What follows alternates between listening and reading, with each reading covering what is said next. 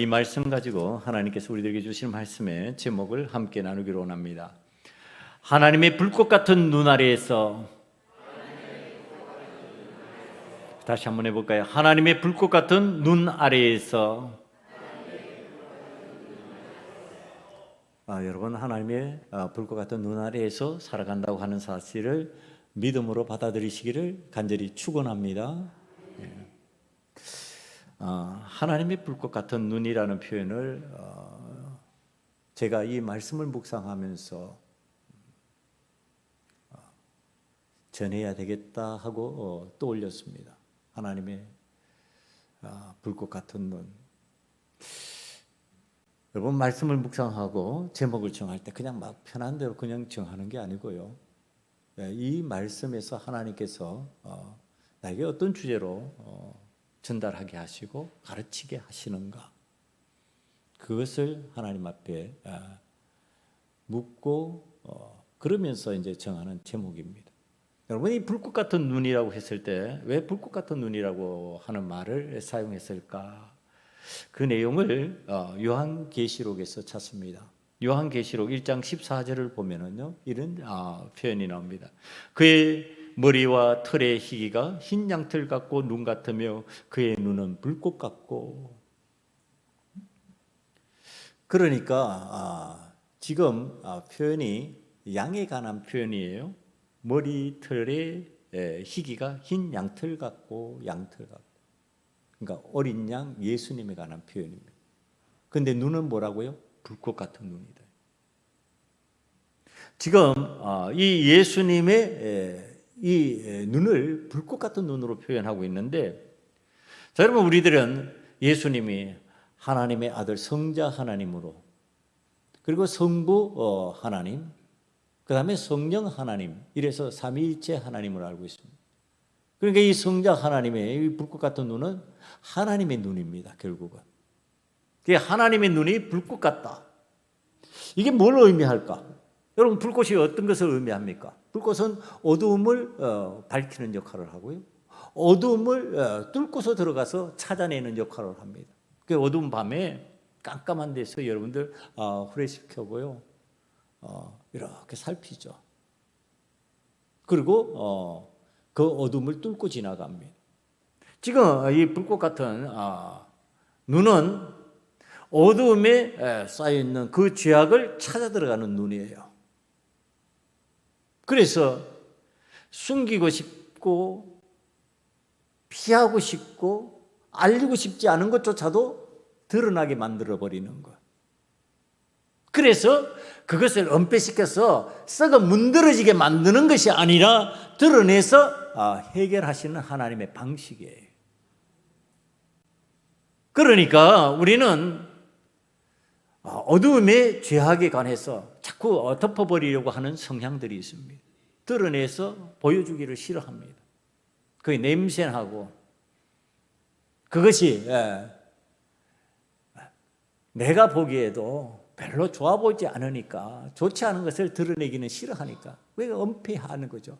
그런데 여러분, 그것을 덮으면 덮을수록 어떻게 됩니까? 결국은 썩어 문드러집니다. 제가 풀이 좀 우거진 것을 갖다가 이렇게 거닐어 가는데 썩은 냄새가 진동을 하는 거예요, 갑자기. 그런데 이 풀 있는 곳이니까 풀에 덮여 있습니다. 가려져 있습니다. 안 보였습니다. 그래서 냄새가 지독한 쪽으로 이렇게 사방을 살피다 보니까 거기에 사체가 있는 겁니다. 짐승의 사체. 짐승의 사체가 여름이 되어서 지금 냄새가 진동을 하는 겁니다. 그게 풀에 덮여 있으니까 잘 안 보이는 거죠. 잘 안 드러나는 거죠.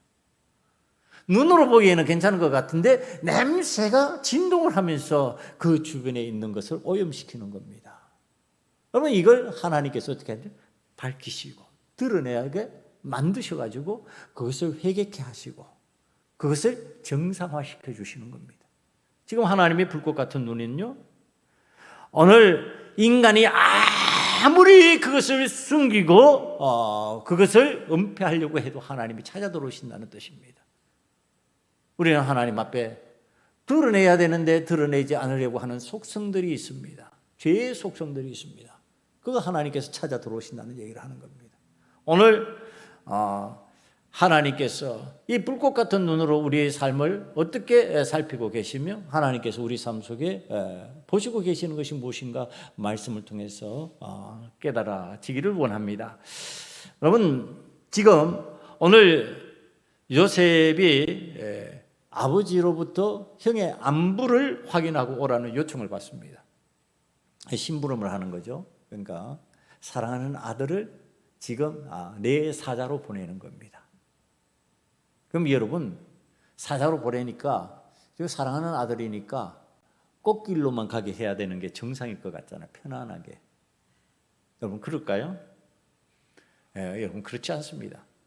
지금 야곱이 형들에게 이 요셉을 보내는데 이 요셉이 심부름 가는 곳은요, 자그마치 약 100km의 거리가 떨어진 곳에 있는 장소입니다. 여러분 100km가 말이 100km이지 100km 행군해 보셨어요? 여러분 100km 밤새도록 걸어야 됩니다. 20시간 이상 걸어야 되는 거리입니다. 쉬지 않고 조금 중간중간 10분간 휴식하면서 군인들이 100km 행군한다. 밤새도록 하루 점도로 걷는 거예요. 그래서 여기에서 말하면은 저기 임진각 근방까지 갔다가 오는 겁니다. 여러분 어마어마한 거리예요. 이 거리를 지금 17세 소년에게 심부름시키는 겁니다. 그러면 이게 심부름시키면 여러분들 이게 사역이에요. 오늘 하나님 앞에서 일하는 우리들의 모습입니다. 이 일을 야곱이 사랑하는 아들 요셉이라고 그랬어요. 그럼 꽃길로 가야지. 가마 타고 가야지. 말 타고 가야지. 편하게 가야지. 힘들게 홀로 그 먼 길을 가게 만드냐 말이에요. 여러분, 이게 사랑하는 아들을 훈련시키는 아들에 관한 아버지의 방식이에요. 요셉을 바라보는 아버지의 방식. 너는 그 양들을 돌보는 현장에 있지 않고 짐승들을 가축을 돌보는 현장에 있지 않다 할지라도 형들을 이런 방식으로 섬길 수 있어야 된다라고 하는 아버지의 훈련 방식이에요. 여러분, 요셉이 요셉다운 이유가 바로 여기에 있습니다. 나는 아버지를 돕기로 작정한 사람이에요. 아버지의 신앙적 신앙관 속에서 살기로 작정한 사람이에요. 아버지가 시키는 일을 갖다가 거부할 이유가 없는 거예요. 기꺼이 받아들여요. 예, 가겠습니다. 얼마 거리? 100km의 거리요. 그 100km의 거리를 갖다가 지금 요셉이 형들을 찾아가는 겁니다. 여러분, 이 요셉의 이 심부름을 시키는 아버지의 마음은 어떤 마음이었을까?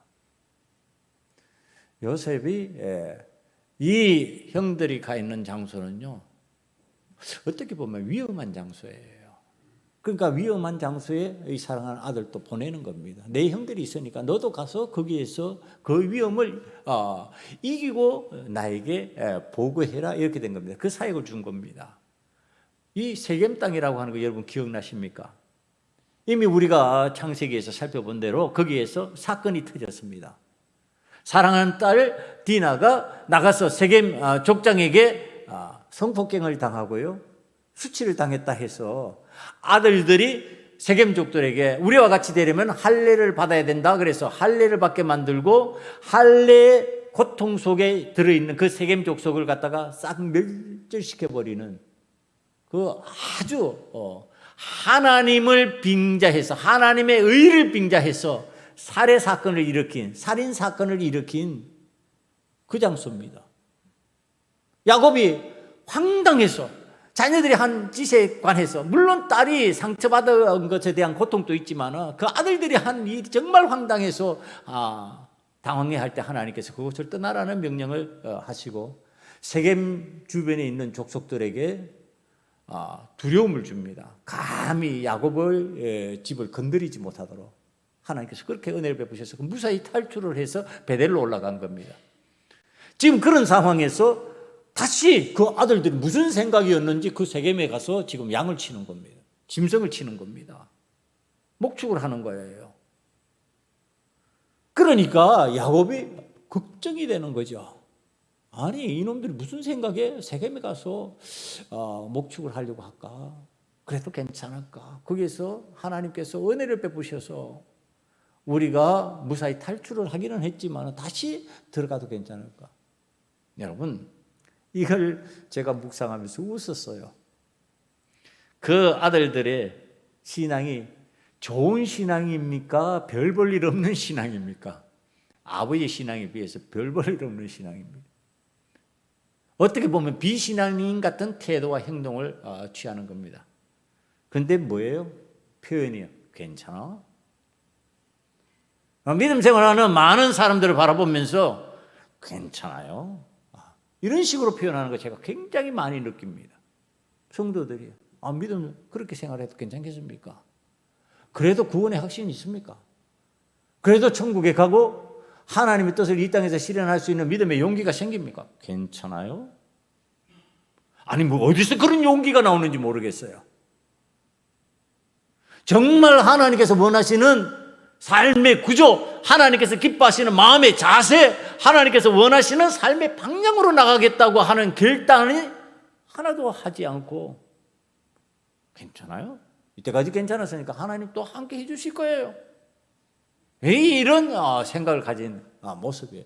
그러니까 지금 요셉의 형들의 모습이 오늘 우리들이 신앙생활을 하면서 보이는 모습하고 비슷합니다. 예. 그 주일 좀 빠져도 괜찮아요. 그래도 하나님 나 사랑하실 거예요. 기도 안 해도요. 하나님께서 도와주실 거예요. 괜찮아요. 지금 그런 모습이에요. 세겜에서 그 위험한 일 저질렀으면 위기의식을 느껴야 되는데 도리어 신앙 있는 야곱은 위기의식을 느끼고 위험하게 생각하는데 이 신앙도 별 볼 일 없는 아들들은 괜찮아. 세겜에 괜찮았는데 뭐 하나님 또 함께 해주시겠지. 이 마음인 것 같아요. 여러분 우리들이 하나님을 바라보는 어설픈 신앙의 모습이 괜찮아요로 해결될 수 있는 내용이 아니다. 하나님 앞에서 정말 하나님께서 원하시는 신앙적 구조를 좀 갖추자. 그래서 하나님께서 원하시는 그 내용대로 우리가 한번 살아보자. 그리고 하나님께서 나를 지키실 것이다 라고 하는 신앙적 자신감이 생겨야 되는 거지. 이거 얼토당토 하는 신앙적 자신감을 갖고 산다면 그거 하나님 앞에서 위기의 신앙인으로 살아가는 경향들이 생긴다라고 하는 것을 갖다가 이 형들이 보여줍니다. 그 위기의 신앙이 뭡니까? 동생을 죽이고자 하는 그 악한 마음이 거기에 있는 거예요. 여러분 괜찮아요? 이 괜찮아요가 어디로 넘어가요? 어디로 넘어가느냐 하면은 동생을 죽여도 괜찮아. 하나님 함께 하실 거야? 이게 어디 있냐고요? 아니 그러니까 바늘 도둑이 소도둑 되는 거예요. 바늘 훔쳐올 때 그 어머니가 무섭게 이놈아 그 바늘 훔쳐오면은 너 큰일 나는 거야. 그게 너 인생을 망칠 수 있는 일이 되는 거야. 그리고 막아버려야 되는데 괜찮아. 잘했다. 작은 건데. 그 다음에 바늘 도둑이 소도둑 되어서 어느 날 그가 감옥에 갇히게 되는 날 한탄을 하는 거지. 어머니가 그때 내 바늘을 훔쳐왔을 때 왜 괜찮다고 하셨을까? 오늘 하나님 앞에서 지금 이 형들이 보이는 양상 양태 그 모습은요 정말 하나님 앞에서 괜찮아요가 아니에요. 그런데 오늘 우리들이 신앙생활 하면서 괜찮아? 안 괜찮아요. 하나님 앞에서 그렇게 되면 그것이 결국은 하나님 원치 않은 일을 행하면서도 괜찮아 하고서 동의해주는 믿음이 될 가능성이 굉장히 많다라고요. 하나님 앞에서요 단호해야 돼요. 이거는 하나님께서 원치 않은 일이야 이렇게 하면서 내가 삶을 살면서 하나님 나를 지켜주실 것이다 라고 하는 마음으로 해야 되는데 이제 이 야곱의 아들들 요셉의 형들은 전혀 그런 마음이 아니었습니다.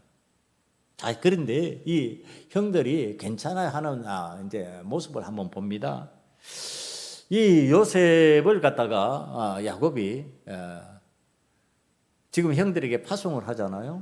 그의 안부를 확인하고 와라 그러고 파송을 하는데 그럼 여러분, 야곱이 이 형들이 요셉을 미워하는 마음을 알았을까요? 몰랐을까요?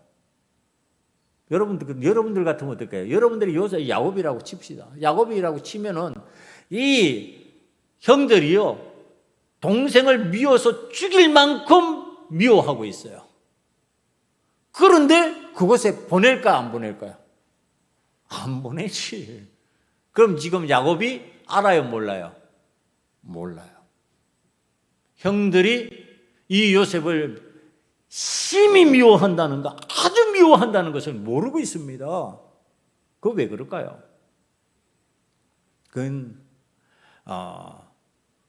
요셉의 형들이요, 아버지를 속이고 있기 때문에 그렇습니다. 여러분, 비신앙인들은 속이기를 잘합니다. 하나님을 제대로 믿지 않으면요, 속이는 것이 그냥 일반사가 되어봅니다. 일상에서 그저 쉽게 거짓말하고 속이고 그래도 아무렇지도 않은 듯이 넘어가는 경우들이 굉장히 많은데, 지금 요셉의 형들이 그 모습을 보입니다. 자, 이들이 행했던 모습을 보면 아버지를 어떤 방식으로 속였는지 성경이 가르쳐주고 있습니다. 31절에서 35절이 그 내용을 얘기하니까 한번 살펴봅니다.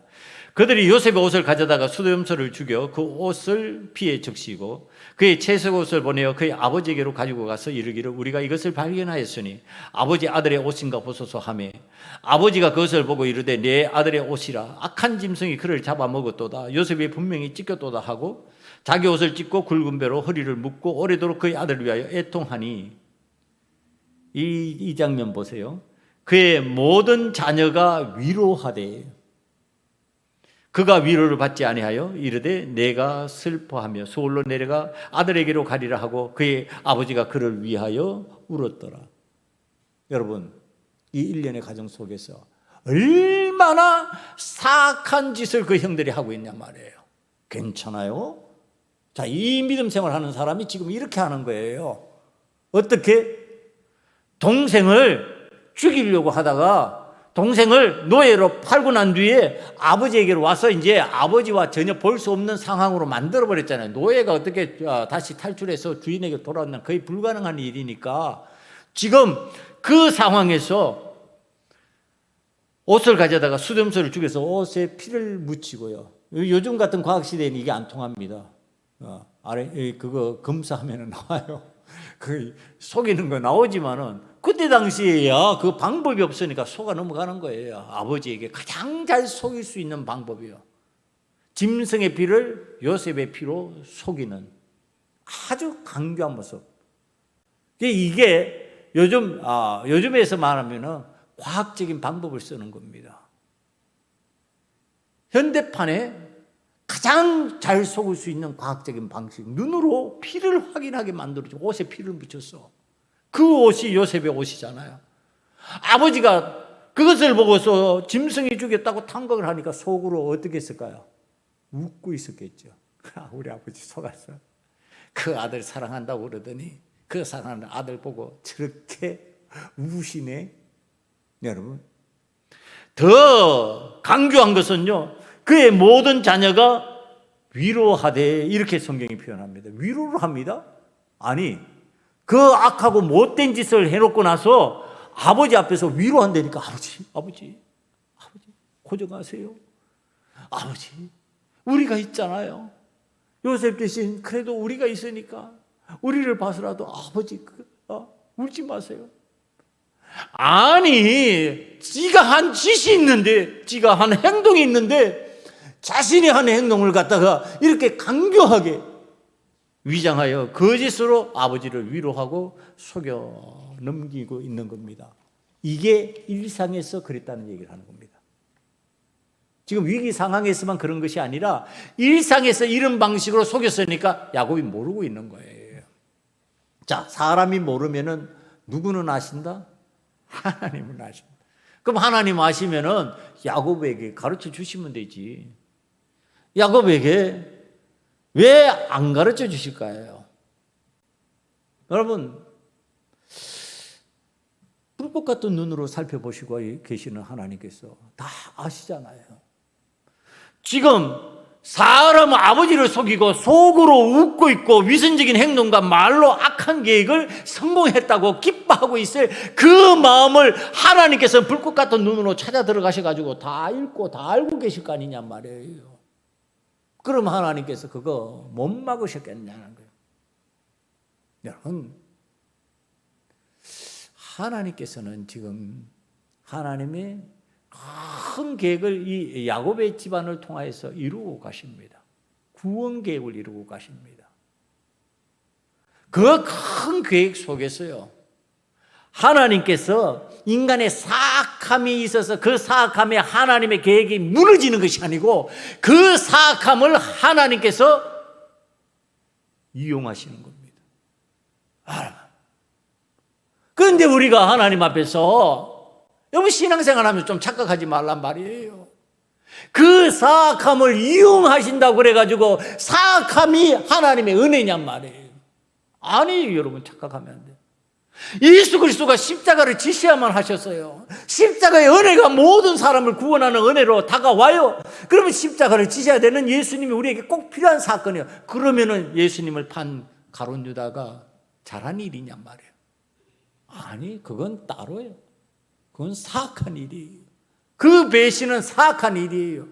지금 이 하나님의 큰 계획 속에서 인간의 사악함이 드러나고 그 사악함을 하나님이 이용하고 계시지만은 그 사악함을 하나님이 이용하셨다 그래가지고 그게 잘한 일은 아니라는 거예요. 하나님 앞에서. 여러분, 그럼 우리는 어떻게 쓰임받아야 돼요? 하나님의 큰 계획을 이루어가는 하나님의 사람이 될 때 사악함에 이용당하는 자가 되지 말자는 얘기를 하는 겁니다. 하나님 앞에서 진실하고 하나님 앞에서 정직하고 하나님 앞에서 동생 사랑하고 하나님께서 아버지를 제대로 공경하는 방식으로 해야지. 그러면 하나님께서 다른 계획으로 진행을 못 시키실까? 하나님 진행시키신다는 거예요. 하나님께서 운영하는 방식은 너무나도 다양하고 너무나도 많은 수가 있어요. 그런데 우리는 지금 내 생각, 내 방식대로 진행하다가 하나님 앞에서 사악함의 계획을 이용당하는 자가 되어서는 되겠느냐 말이에요. 지금 이 요셉이요, 애굽에 팔리면서 우리는 알고 있습니다. 이미 그 흉년이 7년 동안 지속되면서 주변 사람들이 그 풍년을 갖다가 준비하지 못하고 망할 수밖에 없는 상황으로 넘어가는 그것을 요셉이 막는 역할을 합니다. 자, 이제 이 요셉이 아버지 야곱은 몰랐어요. 내가 보면 아버지 야곱은 몰랐으니까 지금 이 일을 한 거고요. 그럼 요셉은 제 집에 말씀을 묵상하면서 제가 생각하는 거예요. 하나님 앞에서 요셉이 몰랐습니까? 요셉 몰랐을까요? 제가 하나님 앞에 묻는 거예요. 하나님 앞에 요셉이 몰랐을까요? 알았을까요? 몰랐을까요? 여러분 생활하면서 이런 일이 일어날 정도로 지금 상황이 악화되는 가정이에요. 아버지는 몰랐어. 그런데 요셉은 과연 몰랐을까요? 몰랐을까요? 나는 알았다고 봐요. 형들이 자기 미워하는 거 알았을 거라고 봐요. 그럼 어떻게 할까요? 여러분, 지금 동생 요셉은요, 형들의 일거수일투족을 아버지에게 보고하는 사람이에요. 그러면 형들의 움직임을 알고 있어요. 형들의 동향을 알고 있어요. 그러니까 아버지에게 형들의 삶을 보고하는 사람이에요. 그럼 형들의 어떤 생각, 말, 행동 알고 있다는 얘기를 하는 겁니다. 그런데 왜 갔을까요?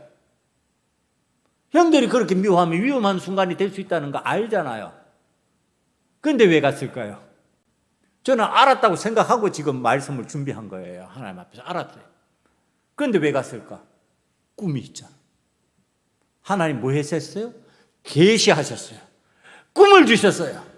꿈이 있는 요셉이에요. 꿈의 자신은 하나님께서 이렇게 쓰실 것이라는 것을 알고 있었어요. 그렇기 때문에 나에게 어떤 상황이 생겨도 어떤 형편이 되어도 어떤 조건이 와도 하나님께서 나를 인도하실 것이라고 하는 믿음이 있었다는 겁니다. 그러니까 가는 거예요. 위험해도 가는 거예요. 여러분, 우리가 하나님 앞에서 사역할 때 그래요. 몰라서 가만히 있는 거 아니에요. 알아요. 알 때가 있어요. 다 알아요. 그런데 왜 해요? 하나님께서 주신 꿈이 있잖아요. 하나님께서 주셔서 우리에게 알게 하신 내용이 있잖아요. 그거 믿고 나가는 거죠. 몰라서 가는 게 아니라는 거예요. 하나님 앞에서. 우리 사역자들이 하나님 앞에서 요셉의 마음이 되기를 간절히 축원합니다. 여러분, 저와 여러분은 요셉의 마음이 되어요. 알아도 주께서 원하신다면 하겠습니다예요. 내가 이 형편, 내 이 위기 상황을 알아도 아버지가 나에게 믿음을 가지고 심부름을 시킨다면, 아버지가 나를 사지로 가서라도 보고를 하라고 나에게 사명을 주셨다면 나는 그 사명 감당하고 하나님 앞에서 나는 그거 이루어 갈 것입니다. 그러니까 100km 멀리 떨어져 있는 세겜 땅으로 요셉이 다 알고서도 가는 거예요. 여러분, 알고 가는데 죽지 못해서 갈까요? 아니, 꿈을 가지고, 하나님께서 주신 꿈을 갖고, 그 다음에 아버지가 나를 사역자로 사용하셨으니까 내가 기쁜 마음으로 형에게로 가는 겁니다. 야, 이걸 어떻게 알 수 있을까요? 요셉이 참 이것을 갖다가 억지로 하지 않았다. 억지로 하지 않고 정말로 힘을 다해서 아버지가 시키는 일을 하려고 애썼다.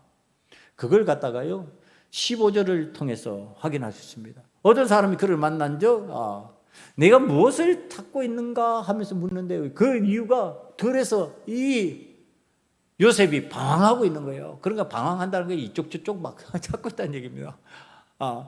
정말 열심히 아버지가 나를 보내신 그대로 내가 형들을 만나가지고 형들의 안위를 아버지에게 보고해야지, 그 마음으로 지금 열심히 방황하면서 찾고 있는 거예요.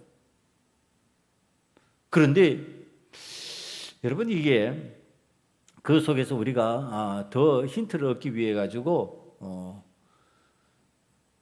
이 묻는 사람의 말을 한번 주의해서 한번 보시기 바랍니다.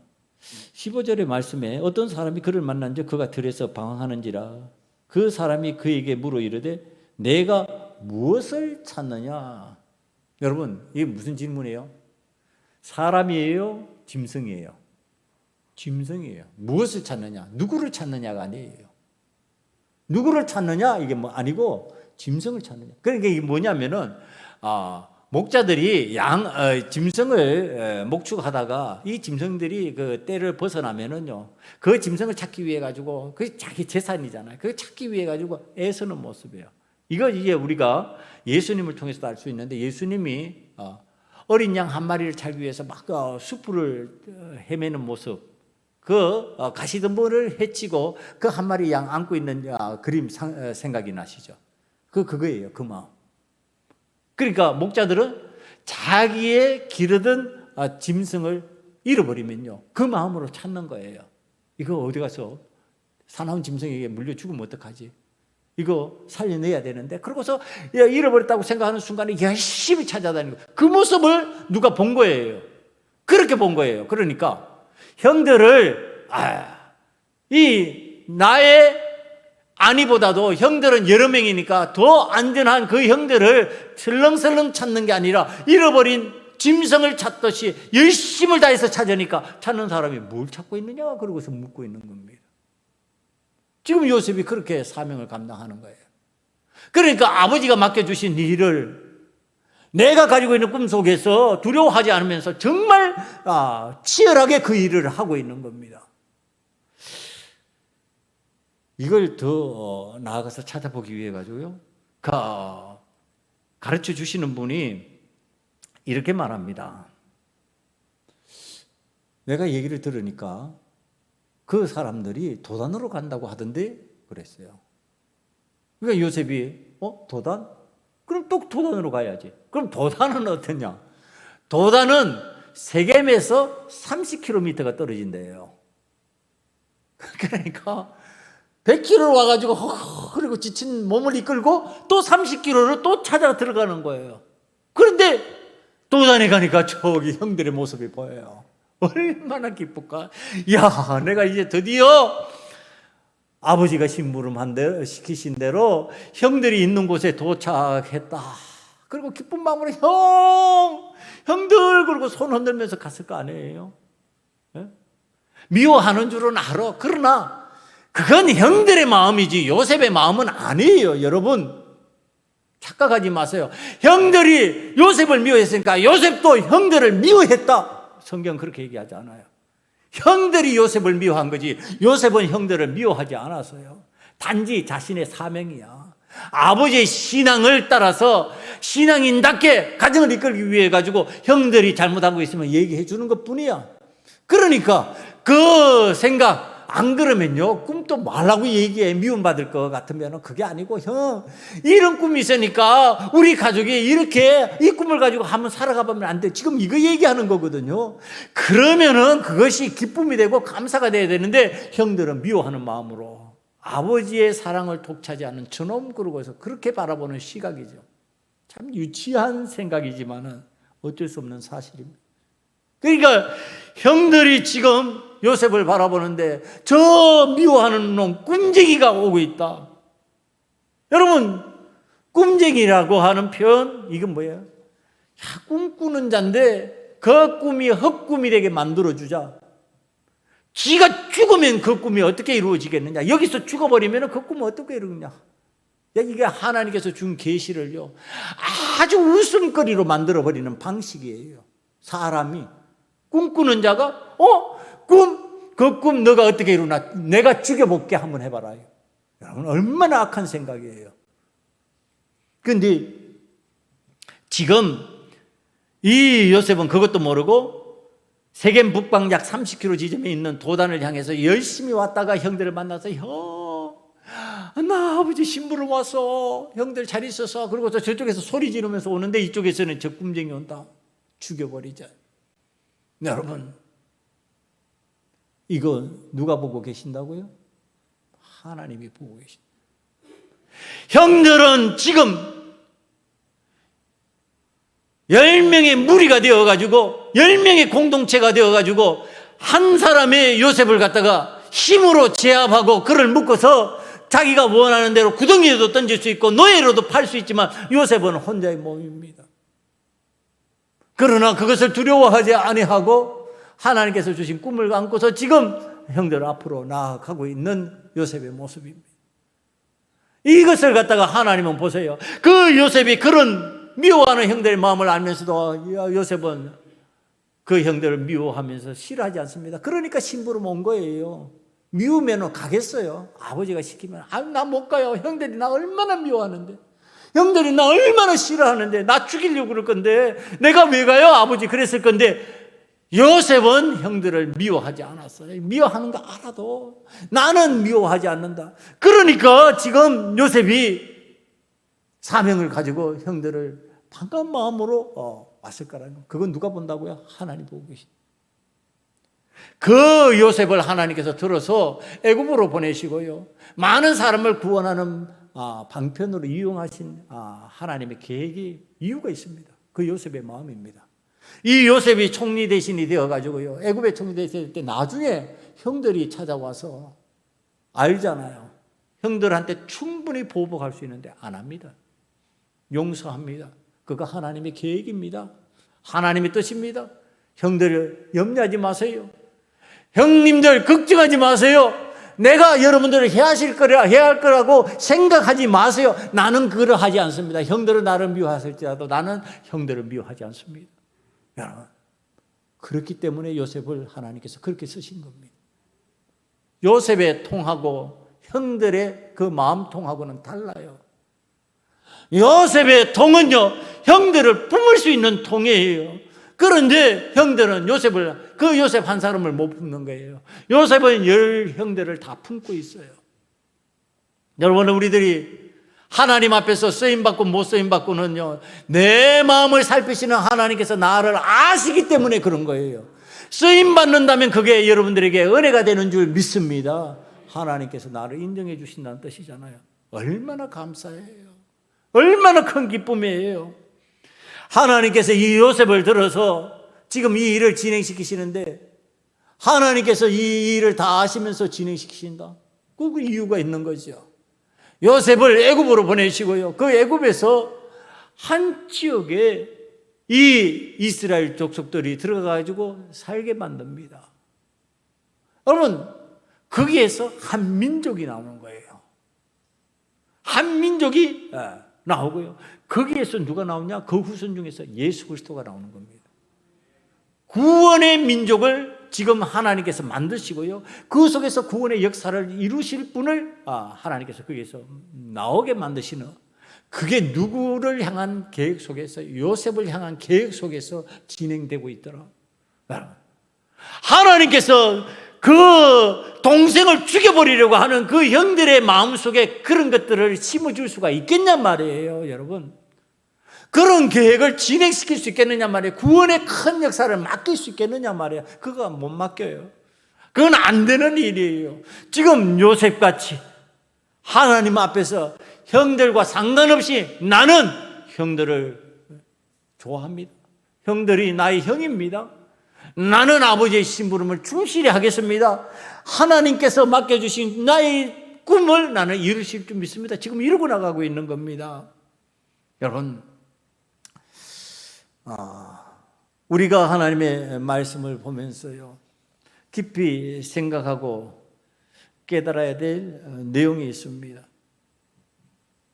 하나님 앞에서 의도적으로 사람을 죽이려는 계획을 세우면요, 그 계획을 세우고 웃으면서 진행하고 있는 사람에게 그것이 반드시 돌아간다고 하는 사실이에요, 여러분. 하나님 앞에서 우리는 의도적으로 하나님께서 원치 않은 일을 행하면 안 된다. 실수해서 할 수는 있어요. 그러나 의도적으로 하지 말아라. 하나님 앞에서 의도적으로 하면은 이와 같은 일을 그들이 행했을 때 그 삶에 얼마나 힘들고 어려운 상황이 왔느냐. 여러분, 요셉이 용서해 줬다고 그래가지고 그 형들이 편안했을까요? 아니, 아버지가 돌아가시고 나서 형들이 벌벌벌벌 떱니다. 그럼 무슨, 요셉이 용서해 줬다 그러는데도 벌벌벌벌 떱니다. 이제 요셉이 우리 어떻게 할까? 그건 뭐예요? 마음의 병을 앓고 있다는 뜻이에요. 마음의 고통을 앓고 있다는 뜻이에요. 여러분, 하나님 앞에서 믿음 생활 하는데 왜 그렇게 마음의 병을 알아야 되냐는 겁니다. 하나님 앞에서 기뻐하고 감사하고 즐거워하고 행복할 수 있는데 왜 마음의 병이 되어서 벌벌벌벌 떨 수밖에 없는 삶으로 나아가고 있느냐? 그게 바로 의도적으로 악을 행했기 때문에 그렇습니다. 여러분, 의도적으로 행하지 않았다면 용서해 준다 그러면 그냥 용서가 용서로 받아들여져요. 그런데 의도적으로 하고 나면요, 용서해 준다 그래도 그 용서가 자기 스스로가 자기를 용서 못하는 겁니다. 그게 고통이 되는 거예요. 아니, 그리고 성경에서는요, 하나님께서 실제적으로 그대로 보응받게 하는 내용을 가르쳐주는 내용이 있습니다. 에스더서 5장 14절을 한번 봅니다. 에스더서에 하만이라는 사람이 등장하는데요, 그 이야기입니다. 그의 아내 세레스와 모든 친구들이 이르되 높이가 50규빗이 되는 나무를 세우고 내일 왕에게 모르드게를 그 나무에 매달기를 구하고 왕과 함께 즐거이 잔치에 가소서 하니 하만이 그 말을 좋게 여기고 명령하여 나무를 세우니라. 여러분, 하만이라는 사람이요, 유다인, 그러니까 이스라엘 사람 모르드게를 죽이려고 하는 계획을 세웁니다. 이게 악한 계획을 세우는 거예요.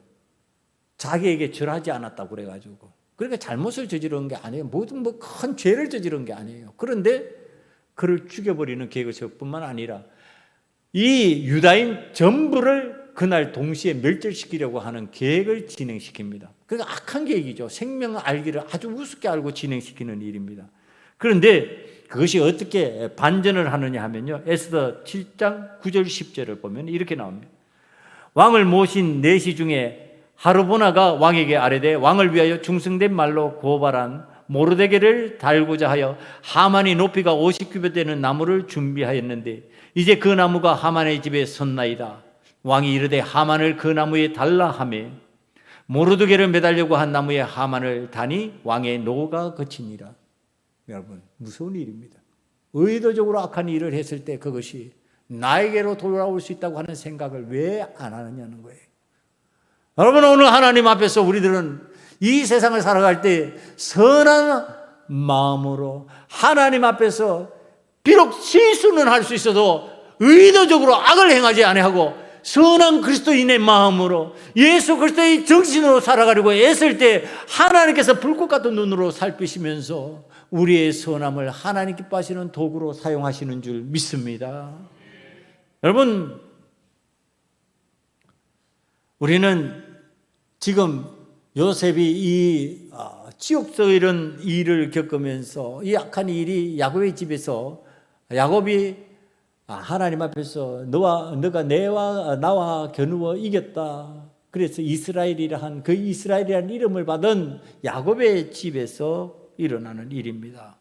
근데 여러분, 이게 우리가 이 세상을 살아가면서 왕왕 경험하는 일입니다.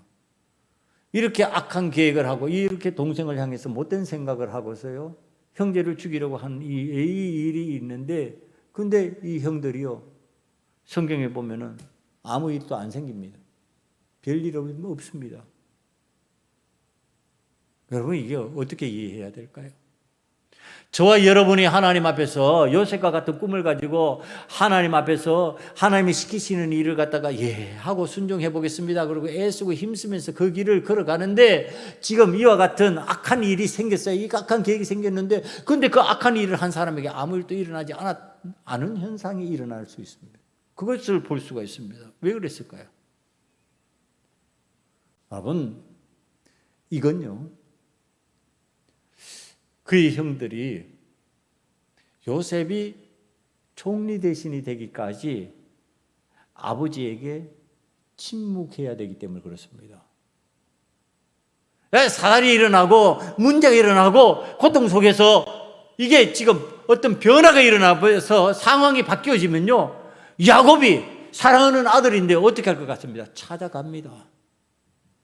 그리고 그가 갖고 있던 재물을 다 사용해서라도 그를 거기에서 구해내려고 그랬을 겁니다. 여러분, 그러면서 요셉이 애굽의 총리 대신 되는 일이 해방을 받을 수가 있습니다. 그러니까 요셉이 총리 대신이 되려면 요셉은 고난 가운데 빠져도 어떤 상황이 돼야 되느냐 하면 이것이 그냥 덮여져야 됩니다. 그냥 침묵 속에서 가만히 진행돼야 됩니다. 여러분, 이걸 다른 신앙적인 표현을 하면요, 오늘 우리 삶 가운데서 내가 참 고난 가운데 빠지고 힘든 상황을 맞이했어요. 그런데 왜 주변에서 그 힘들게 만들고 어렵게 만드는 사람들이 침묵 가운데서 조용히 그냥 지낼 수 있는 상황이 되느냐? 하나님이 나의 가난 계획을 진행시키기 위한 방법이다라고 믿음으로 받아들여야 된다는 겁니다. 하나님이 나를 향한 위대한 계획을, 하나님께서 나를 통한 구원의 계획을 이루시기 위해서 그것을 침묵하게 만드시고 그냥 진행하고 계신다라고 하는 사실을 믿음으로 받아들일 때 주의 평안이 여러분들에게 임할 줄 믿습니다. 그걸 받아들인 사람이 요셉이에요. 그러니까 종으로 팔려가서도 평안한 거예요. 종으로 팔려가서 거기서 잘해가지고 집사가 되었다가 오해를, 누명을 쓰고 감옥에 들어가도 그가 평안한 거예요. 거기에서 자기 사명 잘 감당하고 있는 거예요. 왜? 하나님은 침묵하고 계시지만 내 꿈은 이루어지고 있다라고 하는 사실입니다. 사랑하는 성도 여러분, 우리들은 믿음 생활하면서 다른 사람 바라보면서, 옆에 사람 바라보면서 나 아닌 다른 사람이 왜 이 일로 인하여서 더 평안하냐고 말하지 않기를 원합니다. 그건 하나님께서 나를 통해서 하나님의 계획을 이루시기 위한 방법이에요. 그것 때문에 하나님께서 침묵하고 계시는 거예요. 아니, 그 일을 만든 사람도 침묵하고 있는 상황이에요.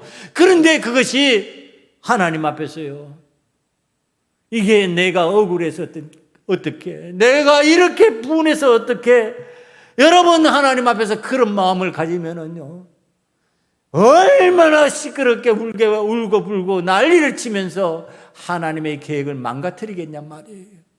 여러분, 그렇게 된다면은 요셉은 보디발의 집에서 집사가 되지 못했을 겁니다. 그렇게 되었다면은 요셉은 감옥에 들어가서 고관들의 꿈을 해몽하는 자가 되지 못했을 겁니다. 여러분, 평안한 거예요. 언제나 봐도 평안하고, 언제나 봐도 변함이 없고, 언제나 봐도 그 믿음의 사람답게 믿음직한 거예요. 그러니까 그에게 집사직분을 맡기고요, 그에게 꿈 해몽을 맡기면서 감옥의 대소사를 그에게 다 맡겨버리는 거예요. 그러니까 그가 쓰임받는 거지.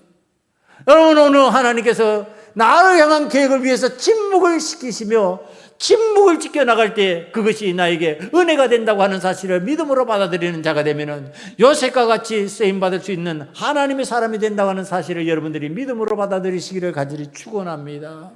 그래야만 요셉의 은혜가 임하는 거예요. 이제 마지막 하나만 더 달아요. 보면은요, 오늘 하나님께서 불꽃 같은 눈으로 살피고 계시는데 그 중에 그래도 실제적인 장자 루벤의 얘기가 나옵니다. 루벤이 이 요셉을 살리려고 그럽니다.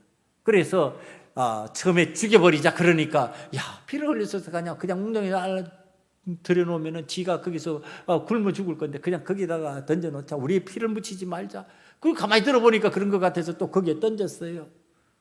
그러다가 또 유다가 나와가지고, 야, 뭐 형제 피 흘릴 필요 있냐, 우리 차라리 돈이나 벌자. 그래서 그를 꺼내다가 어느 20냥에 그를 팔아버렸습니다. 루벤이 와서 보니까 동생 요셉이 없어요. 어떻게 됐냐? 그러니까 팔렸대요. 어떻게 하면 좋냐? 루벤이 울고불고 하면서 안타까워합니다. 여러분, 이 장면을 나중에 요셉을 만난 상황으로 돌립니다. 루벤도 같이 만났습니다. 그의 형들 10명이 전부 다 만났습니다. 루벤이 뭐라고 했을까요? 용서해달라고, 잘못했다고. 공동정범이에요. 공동의 죄를 범한 거예요. 내가 그를 살리려고 했다 이 말 필요 없어요. 어떻게 했어야 되느냐 하면은 동생들이 그럴 때 형으로서 당당하게 서서 얘기를 했어야죠. 이것은 하나님 앞에서 악한 일이고 이것은 내 아버지 앞에서 범죄하는 일이다. 우리가 어떻게 동생을 헤아릴 수 있느냐, 그러지 말자, 이것은 해서는 안 될 일이니까 멈추자, 이렇게 하고 단호히 막았어야지. 여러분, 오늘 우리는 하나님 앞에서 나는 루벤 같은 사람이에요, 그래도 나는 그 마음이 아니었어요, 이게 안 통한다는 얘기를 하는 겁니다. 오늘 하나님 앞에서 우리는 신앙적으로 좀 단호해질 필요가 있어요. 믿음의 생활을 하면서 하나님 원치 않은 일이 일어나면 단호하게 막았어야죠. 그것은 안 되는 일이라고, 하나님 원치 않은 일이라고. 하나님께서 그 마음을 지금 불꽃 같은 눈으로 다 살피시고 계시는데 우리의 마음을 읽으시는 하나님께서 이 일에 대해서 얼마나 하나님께서 안 좋게 보실까. 멈춰서자. 왜 이 말을 못하냔 말이에요. 무엇 때문에 그 말을 못하느냐 말이에요. 여러분, 오늘 하나님의 교회 공동체에서 하나님이 원치 않는 불의한 일들이 진행되고 그것이 이루어질 때 왜 그것이 하나님 원치 않는 일이라고 왜 막아서지 못하냐는 거예요. 하나님 기뻐하시지 않는 일인데 그것을 왜 해야 됩니까? 왜 이 말을 못하느냐. 여러분들이 침묵을 하고 있으면 그것이 진행됨으로 인해 가지고 어떻게 되느냐? 공동정범되는 거예요. 공동의 범죄인이 되는 거예요. 그래서 똑같이 요셉 앞에서 범죄인이 되는 거예요. 요셉 앞에 떨 수밖에 없는 사람이 되는 거예요. 사랑하는 성도 여러분, 오늘 우리들은 하나님께서 불꽃 같은 눈으로 살피면서 우리의 형편과 그 모든 처지를 다 알고 계세요. 그때 하나님 앞에서 내 마음이 어떻게 드러나야 될지, 오늘 단호한 신앙인으로 살아가는 것을 원한다면 하나님께서 나를 돕지 않으실까? 우리가 믿는 하나님이 도대체 어떤 하나님이냐? 전능의 왕 만유의 주 창조주 하나님이 아니시냐? 그 하나님께서 불꽃 같은 눈으로 살피면서 나의 형편과 내 마음을 읽으신다면 나를 돕지 않으시겠느냐 말이에요. 그러려면 어떤 마음이 돼야 될까? 요셉과 같은 마음이 돼야죠. 형들과 같은 마음이 돼서 되겠느냐 말이에요. 핑계치 말고 오늘 요셉과 같은 마음으로 하나님께서 주신 꿈을 안고 나아가는 믿음의 사람 됨으로 인하여서 하나님께서 저와 여러분을 함께 사용하는 기쁨이 충만하기를 간절히 축원합니다. 기도하시겠습니다. 이 시간에 우리 함께 기도합시다. 하나님 앞에 간절한 마음으로 기도하기를 원합니다. 하나님, 불꽃 같은 눈을 의식하게 만들어 주시옵시고 우리들이 하나님 앞에서 하나님 원하는 마음으로 살아가게 만들어 주시옵소서. 아버지의 사람의 눈을 의식하지 않게 만들어 주시고 사람을 핑계치 않게 만들어 주시고 하나님 앞에서 하나님의 눈을 의식하는 자가 되게 만들어 주시옵소서. 이 시간에 다 같이 간절한 마음으로 기도드립니다. 아버지 하나님, 하나님 앞에서 하나님의 마음으로 불꽃 같은 눈으로 살아가는 아버지 하나님의 사람이 되기를 원합니다. 불꽃 같은 눈으로 살피시는 하나님의 마음을 읽는 자가 되기를 원하고, 여호와 하나님께서 나에게 은혜를 베푸시고 나에게 긍휼을 베푸실 것이라고 하는 담대함으로 요셉과 같이 살아가기를 원합니다. 아버지 그 마음이 하나님 앞에서 흐트러짐이 없게 만들어주시고, 언제나 하나님 앞에서 진실하게 진솔하게 변함없이 하나님을 사랑하는 마음으로 온전히 살아가게 만들어 주시옵소서.